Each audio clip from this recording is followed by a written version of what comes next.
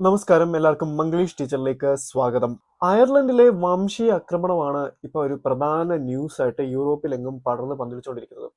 UK-യിൽ ഇപ്പം ഇതൊരു വലിയ ഇഷ്യൂ ആയിക്കൊണ്ടിരിക്കുകയാണ് മലയാളികൾക്കിടയിൽ.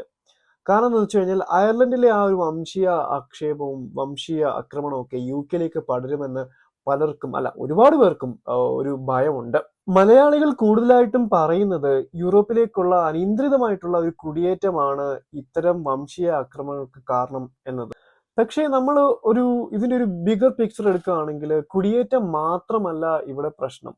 ഇവിടെ യൂറോപ്പ് മുഴുവൻ ഇപ്പോൾ ഒരു വലതുപക്ഷ ചായ്വിലേക്ക് പൊയ്ക്കൊണ്ടിരിക്കുകയാണ്. മാത്രമല്ല ഇവിടുത്തെ മാറിയ സാമൂഹ്യ സാഹചര്യങ്ങൾ, പിന്നെ പല രാജ്യങ്ങളുടെയും ചരിത്രപരമായ പശ്ചാത്തലങ്ങൾ. ഇപ്പം അയർലൻഡിന്റെ കാര്യം തന്നെ എടുക്കുകയാണെങ്കിൽ അവരുടെ ചരിത്രം കൂടെ നമ്മൾ ചേർത്ത് വായിക്കുമ്പോൾ ഈ ഒരു വംശീയ ആക്രമണത്തിലേക്ക് നയിച്ച പല കാരണങ്ങളും നമുക്ക് കാണാൻ സാധിക്കും.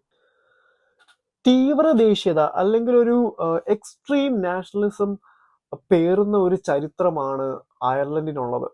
അയർലൻഡിന്റെ ഈ ഒരു തീവ്ര ദേശീയതയ്ക്ക് ഒരു ചോര വീഴ്ത്തിയ അല്ലെങ്കിൽ ചോര പുരണ്ട ഒരു വലിയ ഒരു ചരിത്രത്തിന്റെ വസ്തുത ഉണ്ട്. അത് മലയാളികൾക്ക് ഒരുപാട് പേർക്കും അത് പരിചയമല്ല. അതിന് ഒരു കാരണമുണ്ട്. കാരണം മലയാളികൾ അങ്ങോട്ടേക്ക് കുടിയേറി തുടങ്ങിയിട്ട് ഏതാണ്ട് 30 വർഷമേ ആയിട്ടുള്ളൂ. ഇപ്പം ഈ ഒരു കഴിഞ്ഞ 10 വർഷത്തിനിടയ്ക്കാണ് ഏറ്റവും കൂടുതൽ കുടിയേറ്റം സംഭവിച്ചിരിക്കുന്നത്. UK-യുടെ കീഴിലുള്ള വടക്കൻ അയർലൻഡ് അല്ലെങ്കിൽ നോർത്തേൺ അയർലൻഡിനെ പിരിച്ച് ഇപ്പോഴുള്ള അയർലൻഡുമായിട്ട് ഏകീകരിച്ച് ഒരു യുണൈറ്റഡ് അയർലൻഡ് ഉണ്ടാക്കുക എന്ന വലിയൊരു ദൗത്യമായിട്ട് IRA, ഐറിഷ് റിപ്പബ്ലിക്കൻ ആർമി പോലുള്ള തീവ്ര സംഘടനകള് വളരെ സായുധമായിട്ട് അല്ലെങ്കിൽ ആക്ച്വലി യുദ്ധം ചെയ്തുകൊണ്ടിരുന്ന ഒരു കാലഘട്ടം ഉണ്ടായിരുന്നു 1990-കൾക്ക് മുമ്പ്.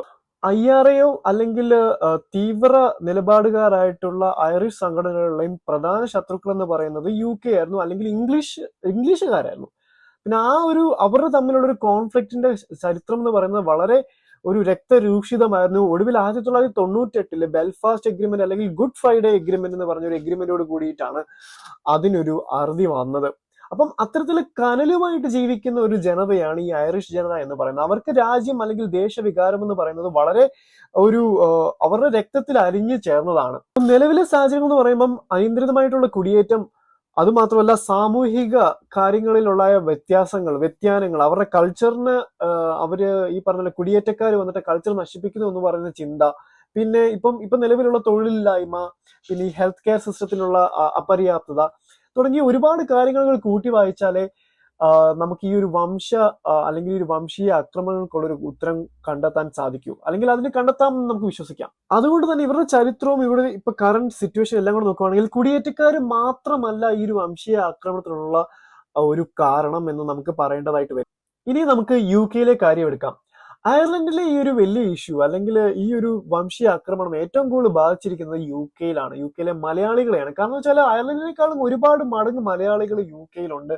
UK-യിലെ മലയാളി കമ്മ്യൂണിറ്റി എന്ന് പറയുന്നത് വളരെ വലിയൊരു നമ്പേഴ്സിലുള്ളതാണ്. അപ്പം ഇത്തരം ആക്രമണം നടക്കുമ്പോൾ സ്വാഭാവികമായിട്ടും മലയാളികൾക്കിടയിൽ ഒരു ഭീതി ജനിക്കും. UK-യിലുള്ള ചില അമ്മായിമാരും അമ്മാവന്മാരും, അതായത് ഏതാണ്ട് 50 വയസ്സിന് മേളുള്ളവരൊക്കെ പറഞ്ഞു വെക്കുന്നത് ഇതിനെല്ലാം കാരണം, ഇവിടെ വംശീയാക്രമണം നടത്തുന്നതിന് കാരണം വലതുപക്ഷ രാഷ്ട്രീയത്തിലേക്കുള്ള ചായ്വിന്റെ കാരണമൊക്കെ മലയാളികളാണെന്നാണ് അവർ പറയുന്ന ഒരു പ്രധാനപ്പെട്ട കുറച്ച് കാരണങ്ങൾ ഞാൻ പറയാം.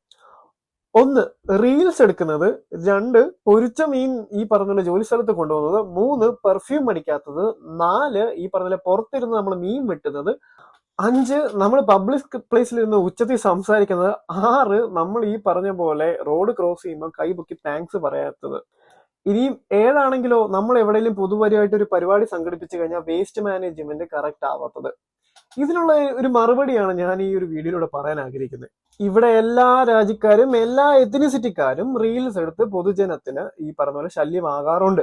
അതിലും മലയാളീസിന്റെ എണ്ണം വളരെ കുറവാണ്. നമ്മളുടെ ഈ ഒറ്റപ്പെട്ട കുറച്ച് സംഭവങ്ങളും ഒറ്റപ്പെട്ട കുറച്ച് ഇൻഫ്ലുവൻസർമാരും പോയി എടുത്തെന്ന് പറഞ്ഞിട്ടാണ് ഈ അമ്മാമാരെല്ലാം കൂടെ നമ്മുടെ മെക്കിട്ട് കയറുന്നത്.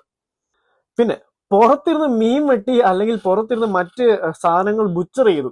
ഇത് എനിക്കറിയത്തില്ല, ഏത് മലയാളി അത് ചെയ്യുന്നത് എനിക്കറിയത്തില്ല. ചിലപ്പോൾ ഈ പറഞ്ഞ പോലെ 10-20 കൊല്ലം മുമ്പ് വന്ന ചില അമ്മാവന്മാര് ചിലപ്പോൾ വീട്ടിൽ നിന്ന് അങ്ങനെ ചെയ്ത് ഏതെങ്കിലും കൗൺസിലറെ പിടിച്ചാണ് ആ ഒരു കേസ് എടുത്ത് വെച്ചിട്ടായിരിക്കും ഈ പറയുന്നത്. കഴിഞ്ഞ 10 വർഷത്തിലേക്ക് കയറി വന്നവരെല്ലാം തന്നെ നല്ല ക്വാളിഫൈഡ് ആണ്, അവർക്ക് ലോക വിവരമുണ്ട്, അവർക്ക് ആക്ച്വലി ഈ സിനിമയിലൂടെ എല്ലാത്തിലൂടെയും നമുക്ക് ഇവിടെ എങ്ങനെ പബ്ലിക്കലി പെരുമാറുണ്ടെന്ന് കൃത്യമായിട്ട് അറിയാവുന്നവർ തന്നെയാണ്. നിങ്ങൾ അമ്മാവന്മാരും അമ്മായിമാരുടെ കൂട്ടത്തിൽ അത് അറിയാത്തവരുണ്ടെന്ന് വെച്ചിട്ട് അതോടനെ ഈ പിള്ളേരാണ് അത് ചെയ്തതെന്ന് പറയാൻ പാടില്ല. പിന്നെ ഈ പൊരിച്ചമീൻ കൊണ്ടുപോകുന്ന കാര്യം ജോലിക്ക്, ഇവിടെ പുതിയതായിട്ട് വന്ന പിള്ളേർ ഏറ്റവും കൂടുതൽ ഫാസ്റ്റ് ഫുഡാണ് റിലേ ചെയ്യുന്നത്. അവിടെ ആരും ചോറും കറിയൊന്നും അങ്ങനെ കൊണ്ടുപോകാറില്ല. ഇനി അങ്ങനെ കൊണ്ടുപോയെങ്കിൽ തന്നെ അത് മാന്യമായിട്ട് കഴിക്കാൻ ഇവർക്ക് എല്ലാവർക്കും അറിയാം. നമ്മുടെ സ്കിൻ കളറും നമ്മൾ സംസാരിക്കുന്ന ഭാഷയും വെച്ച് നമ്മളെ അറ്റാക്ക് ചെയ്യാൻ വരുന്നവരെ ഒരു അക്ഷരം കൊണ്ട് പോലും നിങ്ങൾ വിമർശിക്കാതെ ഈ പാവപ്പെട്ട ഇവിടെ ക്വാളിഫൈഡ് ആയിട്ടുള്ള വന്നിട്ടുള്ള പിള്ളേർക്കെതിരെ നിങ്ങളുടെ ദേഷ്യം ഡയറക്റ്റ് ചെയ്യുന്നതിന്റെ റീസൺ എനിക്ക് മനസ്സിലാവുന്നില്ല. UK അമ്മാവന്മാരോടും അമ്മായിമാരോടും എനിക്കൊരു കാര്യം പറയാനുള്ളത്, നിങ്ങൾ കറക്റ്റ് ആയിട്ടൊരു സ്റ്റാൻഡ് എടുക്കണം. നിങ്ങൾ ഇവിടെ അല്ല അവിടെ അല്ലാത്ത രീതിയിൽ ഞങ്ങളെ കുറെ ഉപദേശിച്ചുകൊണ്ടിരുന്നിട്ട് കാര്യമില്ല. നിങ്ങൾ അറ്റാക്കേഴ്സിന്റെ കൂടെയാണോ അതോ നിങ്ങൾ അടി കൊണ്ട വിക്ടിംസിന്റെ കൂടെയാണോ എന്ന് കൃത്യമായിട്ട് വ്യക്തമാക്കണം. അതല്ല നിങ്ങൾ ഇനിയും ഞങ്ങളെ കുറ്റം പറഞ്ഞ് അല്ലെങ്കിൽ ഈ യുവാക്കളെ കുറ്റം പറഞ്ഞ്, ഇപ്പൊ എന്നെ യുവാവെന്നൊന്നും വിളിക്കേണ്ട ആവശ്യമില്ല. ഞാൻ ഇവിടെ വന്നിട്ട് 10 വർഷമായി. 10 വർഷമായിട്ട് എനിക്കാണെങ്കിൽ ആക്ച്വലി ഇവിടെ പുതിയതായിട്ട് വന്ന പിള്ളേര് ഈ പറഞ്ഞ പോലെ പ്രോപ്പർലി ബിഹേവ് ചെയ്യുന്നില്ല എന്നൊന്നും എനിക്ക് തോന്നിയിട്ടില്ല. അവർ പ്രോപ്പറായിട്ട് തന്നെ ബിഹേവ് ചെയ്യുന്നത്. അവർ വെൽ എഡ്യൂക്കേറ്റഡ് ആണ്, അവർ വെൽ മാനേർഡ് ആണ്. അങ്ങനെയാണ് അവരെ അവരുടെ മാതാപിതാക്കൾ വളർത്തിക്കൊണ്ടത്. Thanks to those.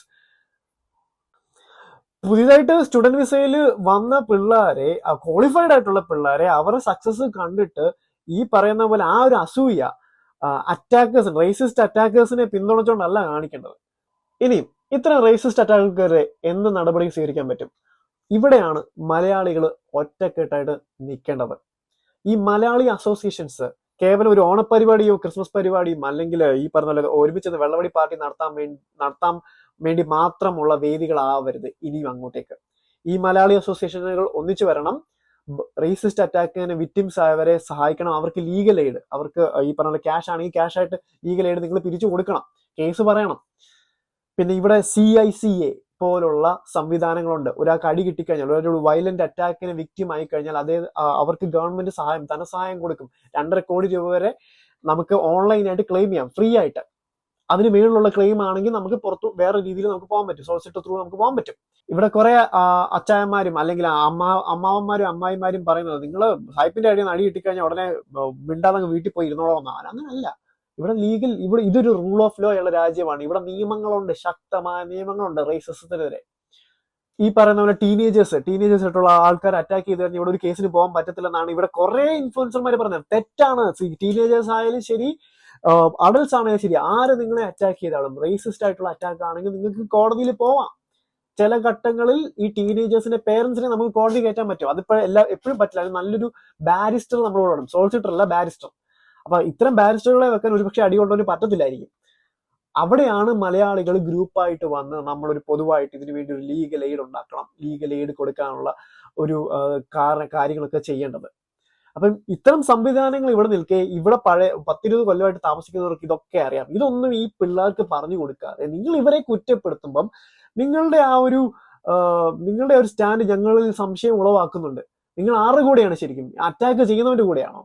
മലയാളി അമ്മാവന്മാരും അമ്മായിമാരും ഇനിയെങ്കിലും ഒരു കൃത്യമായ സ്റ്റാൻഡ് എടുക്കുക ഈ പുതിയതായിട്ട് വന്നവർക്ക് വേണ്ടി. അങ്ങനല്ല, പുതിയതായിട്ട് വന്നതിനും പഴയ വന്നതിനും ഒന്നുമില്ല, എല്ലാവരും ഒറ്റക്കെട്ടാണ്. കാരണം ഈ പറഞ്ഞ പോലെ അടി വരുമ്പം ഈ പറഞ്ഞ പോലെ അവര് PR പാസ്പോർട്ട് നോക്കിയിട്ടൊന്നുമല്ല അടിക്കുന്നത്. ഏറ്റവും വൾണറബിൾ ആയിട്ടുള്ള ആൾക്കാരാണ് അടിക്കുന്നത്. കാരണം ഈ അടിക്കുന്നവരാരാ? ഈ സമൂഹത്തിൽ ഏറ്റവും താഴെക്കടയിൽ കിടക്കുന്നവന്മാരാ. കൊള്ളാവുന്ന ജോലിയും കൂലിയുള്ളവരൊന്നും ഈ പരിപാടിക്ക് ഇറങ്ങത്തില്ല, ഇംഗ്ലീഷുകാരുടെ കൂട്ടത്തില്ല. അത് ഇംഗ്ലീഷുകാർ തന്നെ എന്നോട് പറഞ്ഞത്. അതുകൊണ്ട് ആ കാര്യത്തിൽ ചാടിക്കടിക്കാൻ വരണ്ട. ഓക്കെ, അങ്ങനെ ഒരുത്തം നമ്മൾ അറ്റാക്ക് ചെയ്തിട്ടുണ്ടെങ്കിൽ അവനെ കോടതി കയറ്റണം. ലീഗലി നമ്മൾ മുമ്പോട്ട് പോകണം. അതിനുള്ള സഹായം, സംഘടിതമായിട്ടുള്ള സഹായം ചെയ്യണം. അതല്ലാതെ ഫേസ്ബുക്കിലൂടെ വലിയ മാസ് ഡയലോഗ് അടിച്ചിട്ട് പിന്നെ ഈ പറഞ്ഞ രാഷ്ട്രീയക്കാരുടെയും മറ്റേ സെലിബ്രിറ്റീസിനും കൂടെ പടം ഇട്ടിട്ട് ഞങ്ങൾ വലിയ സംഭവമാണെന്ന് കാണിക്കുകയല്ല വേണ്ടത്. ഓക്കെ, അല്ല, അത് സത്യം പറഞ്ഞാൽ അങ്ങനെ കാണിക്കുന്നവന്മാരാണ് ഏറ്റവും കൂടുതൽ വലിയ ഭീരുക്കളെന്ന് എനിക്കിപ്പോൾ മനസ്സിലായത്. കാരണം അവരാണ് ഈ പറഞ്ഞ പോസ്റ്റുകളൊക്കെ ഇടുന്നത്. എന്ന് വെച്ചാൽ എന്തുവാ, നിങ്ങൾ പിള്ളേർ ഇങ്ങനെ സൂക്ഷിക്കണം, ഇങ്ങനെ സൂക്ഷിച്ചാൽ അടികൊള്ളാതെ ഇരിക്കും. അതൊന്നും ഞങ്ങൾക്ക് ആവശ്യമില്ല. ഞങ്ങൾക്ക് വേണം സൊല്യൂഷൻസ് ആണ്. ഞങ്ങൾക്ക് വേണ്ടി നിങ്ങൾ പ്രതികരിക്കോ, ഇല്ലെങ്കിൽ നിങ്ങൾ മാറിക്കോ, നിങ്ങളെ ഒറ്റപ്പെടുത്തും, മാറി നിന്നോ, ഞങ്ങൾ പ്രതികരിച്ചോളാം. എനിക്കറിയാം, ഞാൻ ഇച്ചിരി ഇമോഷണൽ ആയിട്ട് സംസാരിച്ചു, ഇച്ചിരി വോയിസ് റൈസ് ആയിട്ട് സംസാരിച്ചു. ഇത് കാണുന്ന എന്റെ വ്യൂവേഴ്സ് ഒരു കാര്യം ശ്രദ്ധിക്കുക. UK എന്ന് പറഞ്ഞ രാജ്യം വളരെ ശക്തമായ നിയമ സംവിധാനമുള്ള രാജ്യമാണ്. റേസിസത്തിനെതിരെ നല്ലൊരു സ്റ്റാൻഡ് എടുത്ത രാജ്യമാണ്, പൊളിറ്റിക്കലി ആൻഡ് സോഷ്യലി.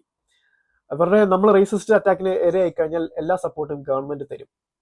പക്ഷെ നമ്മൾ സ്റ്റാൻഡപ്പ് ചെയ്യണം, നമ്മൾ കേസിന് പോകണം, എന്നാലേ തരുള്ളൂ. CICA നിങ്ങൾ ഗൂഗിൾ ചെയ്യുക, CICA എന്താണെന്ന് മനസ്സിലാക്കുക. CICA എന്ന് പറയുമ്പോൾ ഇതുപോലെ വയലന്റ് ക്രൈമിന് വിക്ടിം ആയിട്ടുള്ളവർക്കുള്ള ധനസഹായം അവിടെ നിന്ന് കിട്ടും. ഗവൺമെന്റാണ്. അതിൽ പ്രതികളെ പിടിക്കണമെന്നും കാര്യങ്ങളൊന്നുമില്ല. രണ്ടാമത് പ്രതികളായാലും മേജർ ആയാലും അല്ലെങ്കിൽ ടീനേജർ ആയാലും അല്ലെങ്കിൽ അഡൽട്ട് ആയാലും പ്രതികളായാലും കേസിന് പോവുക. കേസിന് പോയി കഴിഞ്ഞാൽ അവിടുന്ന് നമുക്കൊരു കോമ്പൻസേഷൻ കിട്ടും, നമുക്ക് നീതി കിട്ടും. അങ്ങനെ സംഘടിതമായിട്ട് നമ്മൾ ലീഗലി തന്നെ മൂവ് ചെയ്ത് കഴിഞ്ഞാൽ ഒരു കുറെ പേര് ഈ പറഞ്ഞ അക്യൂസ്ഡുകൾ ശിക്ഷിക്കപ്പെടുമ്പോൾ നമുക്കിതിലുള്ള അറ്റാക്കുകൾ കുറയും. അല്ലാതെ ഫേസ്ബുക്കിൽ പോയിട്ട് മലയാളികളുടെ ആ ഒരു മൊറാലിറ്റി അല്ലെങ്കിൽ ആ ഒരു പൊതുവിടത്തിലുള്ള ബിഹേവിയർ മാനേജ് ചെയ്ത് മാത്രമേ ഈ റേസിസം കുറയൂ എന്ന് പറഞ്ഞാൽ അത് കുറയാൻ പോണില്ല. ഓക്കെ, നമ്മളിനി എത്ര അടച്ചു മൂടിയിരുന്നാലും നമുക്ക് അടി കിട്ടും. അപ്പൊ എന്തോ ചെയ്യണം, നമ്മൾ സ്റ്റാൻഡപ്പ് ചെയ്യണം, നമ്മൾ പ്രതികരിക്കണം, നമ്മൾ ലീഗലി തന്നെ മൂവ് ചെയ്യണം. ഈ വീഡിയോ ഇഷ്ടമായെങ്കിൽ എല്ലാവരും ലൈക്ക്, സബ്സ്ക്രൈബ്. ഇതുപോലുള്ള കണ്ടന്റുകൾ ഇഷ്ടമാണെങ്കിൽ പ്ലീസ് ഫോളോ. Thank you.